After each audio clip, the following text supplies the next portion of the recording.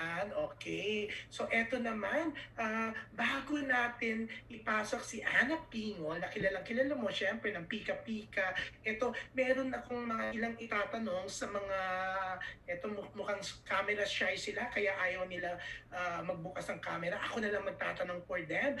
From Jonel Esteliore, yan, oo, of Cinema Bravo. Cinema Bravo or Bravo to? Cinema Bravo, okay. Apart from acting, if there's one skill that you would like to prioritize and have Viva focus on in terms of your career, what will it be and why? Oo. I think recently, especially, I've taken a bigger interest in modeling, photo shoots, and kind of presenting myself as a model also for brands. So I think I'd also like to focus on that. That's something I haven't really explored too much in the past, or I haven't had a lot of experience in. But definitely with the right management like Viva, I know that they'll be able to train me and give me opportunities to see where that can take me. Okay, eto naman, may next question din si Janelle, no? Na I'm sure kakatuwa ng nanay mo, okay? Since you were a kid, your mom has frequently talked about you in her interviews and TV shows. What does it feel like to have such a thoughtful mother like Rufa who has said so many good things about you? Honestly, I would not be where I am today without my family. Of course, I wouldn't be the person who I am today without their love and their support. It was definitely different growing up in the public eye and having a mom who was in the industry.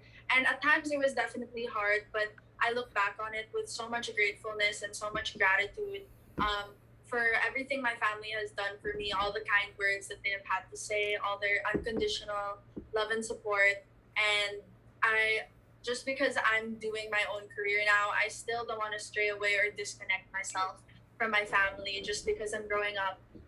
They will always be my rock and my safe place. So I'm super grateful for all of them, especially my mom. Yan. Thank you, Lorin. I'm sure happy si Jonel, no? Ng Cinema Bravo sa sagot mo. Ang galing-galing, di ba? Oo. Natahimik ang mom mo. Walang message. Mukhang bilib, hangang-hanga siya sa'yo. Pero yan. Okay, eto ipapasok na natin ang susunod na magtatanong. Yan. Let's all welcome Ana Pingol o Pika Pika. Siyempre, sanay na sanay sila rin kay Ana Pingol. Laging nasa mga party ng pamilya mo, di ba? Pero pinapasabi ni Jonel, thank you very much. Thank you for very thoughtful answers. Yan. Thank you. Natuwa si Jonel. So, ito, si Ana Pingol. Ana! Hi, June. Yan, ay. Yan. Hi. Hi, Lorin. Medyo nosebleed lang. Lorin, your lola keeps saying, mas mabait ka sa mami mo. Na ang question ko is, sinong mas strict? Lola mo, mom mo, or your uncles? Actually, out of everyone, I'd say yung mommy ko yung pinaka-strict. Compared to how Lola was with my mom, parang hindi naman siya ganun ka-strict with me. I don't know if it's kasi maybe she already let out all of her strictness sa mommy ko, so ngayon pagod na siya na maging stage lola. But I definitely say my mom is strict. As for my titos, hindi naman sila masyadong strict. The one thing everyone is super overprotective about is, of course, boyfriends, love life, ganyan, the typical. But overall, hindi naman ganun ka-strict yung family ko, which is surprising for people to hear.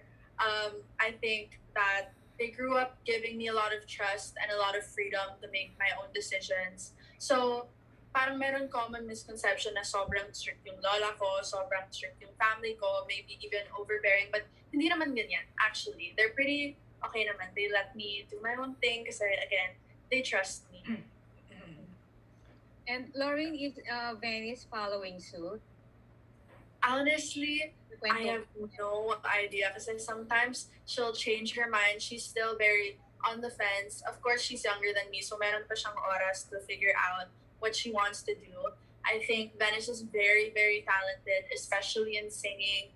And I'm sure that in the future, she will do lots with that because she's a super talented girl. So I'm also excited to see what will happen as she grows up and what decisions she's going to make. I guess we just have to wait and see. Okay, thank you, Venice. Nice to see you. Thank you. Thank you, Ana. Yan. Kala ko ikukwento ni Lorin na super strict ang kanyang mom kasi nung nasa States siya, nandito siya, kasama ko siya every 2 minutes kung tumawag si Ruffa kung i-check niya si Lorin, no? Oo. Yan. So, Ana, mag-mute ka na muna para yan. Okay, pero eto ha, may nagpapatanong. Oo, may pinapatanong. Ang nagpapatanong neto si Charmaine. Kilala mo ba si Charmaine, Lorin? Oo. Parang, Si Charmaine, oo. parang Eto, super active to sa social media si Charmaine. Okay. Okay, Charmaine Rama. Si Charmaine Rama. Okay, want to do TV hosting daw para if ever mabigyan ka ng opportunity. Oo. At saka sandali muna, no? Sabi nito nagpapatanong. Oo, kailangan 30 years old ka pa bago mag-boyfriend. Honestly, actually, now that it's been brought up, I'd also love to do hosting opportunities. Syempre, I grew up watching my mom host The Buzz, host Ruffa, and I was on set in ABS for a lot of that with all of her hosting endeavors. So actually, I can see myself doing that as well. Yeah, I still remember nga, lagi ka nandoon kayo ni Venice.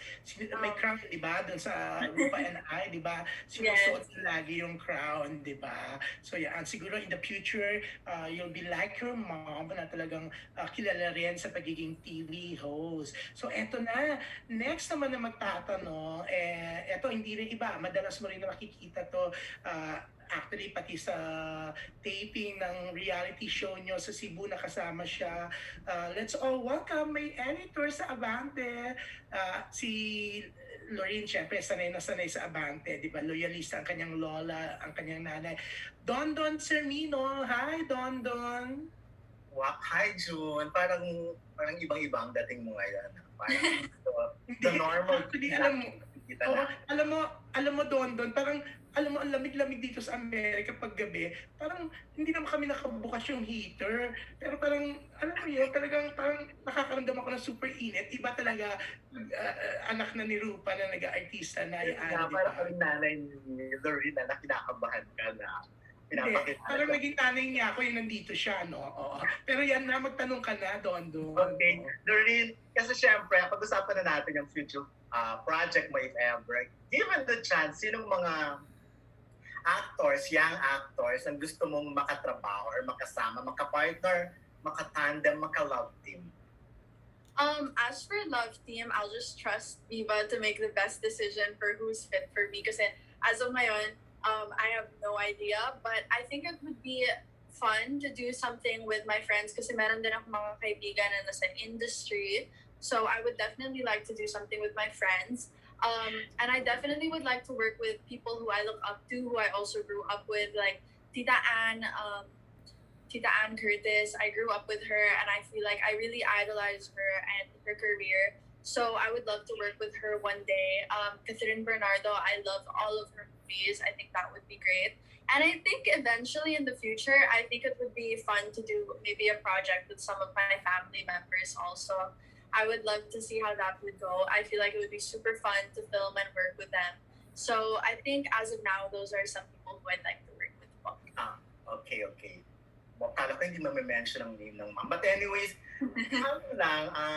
anong common denominator nyo ng mommy mo? Kasi ang mommy mo actually parang medyo kikay pero strong. Ganun yung personality niya yung dating sa amin. Ikaw ba? Anong pagkakapares mo sa mommy mo? I think a definite similarity with us two is our kikayness kasi ako din sobrang girly. I love makeup, I love beauty, I love fashion. So super similar kami in terms of that. I think my mom is definitely more fierce than me kasi maybe it's because I'm so young pa. So medyo shy pa ako. Sometimes I can be introverted. My mom's super extroverted. But me and my mom, because we're so close, since of course she raised me as a single mother, we share a lot of the same interests, same taste in music, food, fashion, beauty, lifestyle. So definitely a lot of similar interests po.